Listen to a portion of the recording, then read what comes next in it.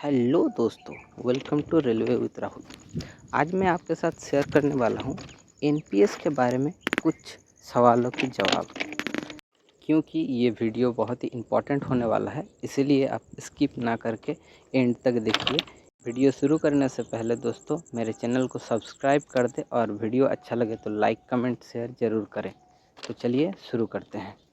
तो पहला क्वेश्चन है, एनपीएस में नॉर्मल रिटायरमेंट या सुपर एनुएशन के बाद आपको क्या मिलने वाला है। तो आपके जानकारी के लिए बता दें, आपका जो भी अमाउंट जमा होगा उसका 40% मिनिमम 40% पेंशन के लिए जाएगा और जो 60% बचेगा वो आपको लमसम अमाउंट मिलेगा। अगर आप चाहें तो पेंशन का अमाउंट 40% से बढ़कर आप जितना भी चाहें वो हो सकता है।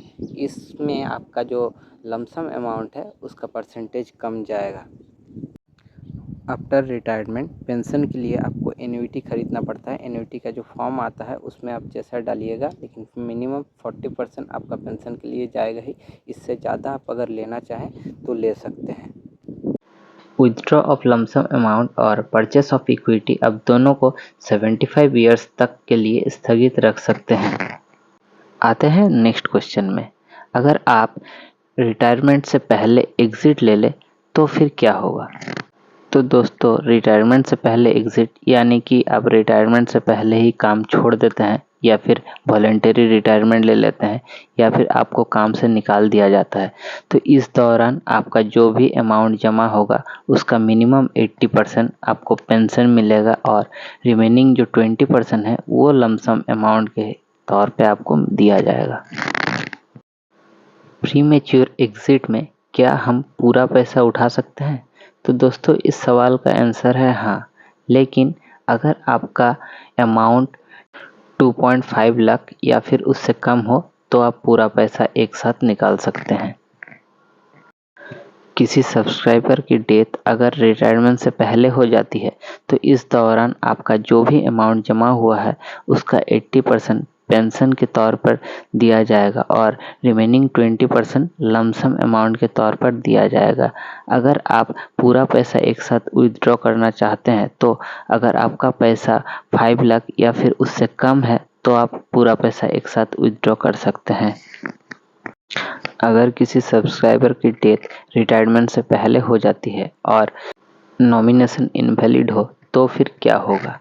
इस केस में दोस्तों, अन्य वैध टर्मिनल लाभ प्राप्त करने के उद्देश्य से रिकॉर्ड में अगर कोई होता है तो उसे एनपीएस के तहत नॉमिनेट किया जा सकता है। हालांकि वेरिफिकेशन के बाद वो नॉमिनेशन अगर वैध ना हुआ तो फिर उस केस को लीगल हेयर के पास ट्रांसफ़र कर दिया जाएगा। क्या होगा अगर रिटायरमेंट से पहले एम्प्लॉय मिसिंग हो जाए या फिर उसका डेथ मान लिया जाए। इस केस में दोस्तों, नॉमिनी को 20% इंटरिम रिलीफ के लिए लमसम अमाउंट दिया जाएगा और रिमेनिंग 80% का डिफ्यूज्ड एन्युइटी खरीदने के लिए यूज़ किया जाएगा।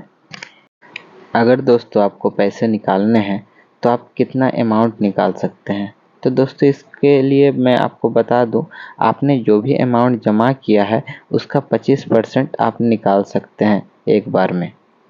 और ऐसे ही दोस्तों, आप पूरे टाइम में 3 बार पैसे निकाल सकते हैं। एनपीएस में सब्सक्रिप्शन के 3 इयर्स के बाद आप फर्स्ट टाइम पैसा निकाल सकते हैं। 2 विथड्रॉल्स के बीच में कोई गैप का विवरण यहाँ नहीं दिया गया है, तो आप कंटिन्यू पैसा निकाल सकते हैं, लेकिन टोटल आप 3 बार ही पैसे निकाल सकते हैं। लेकिन ये पैसे निकालने के लिए कुछ कंडीशंस है। इन कंडीशंस के अलावा और दूसरे कोई कंडीशन में आप पैसे नहीं निकाल सकते। इन कंडीशन में है बच्चों की हायर एजुकेशन के लिए, बच्चों की मैरिज के लिए, अपने नाम में घर बनाने के लिए। लेकिन आपका अगर पहले से कोई घर है तो आप नहीं निकाल सकते ये पैसे। कोई स्पेसिफिक ट्रीटमेंट के लिए और डिसेबिलिटी में मेडिकल ट्रीटमेंट और एक्सपेंसेस के लिए आप निकाल सकते हैं। जिन ट्रीटमेंट्स के लिए आप पैसे निकाल सकते हैं वो स्क्रीन पे दिया गया है, आप नोट कर सकते हैं।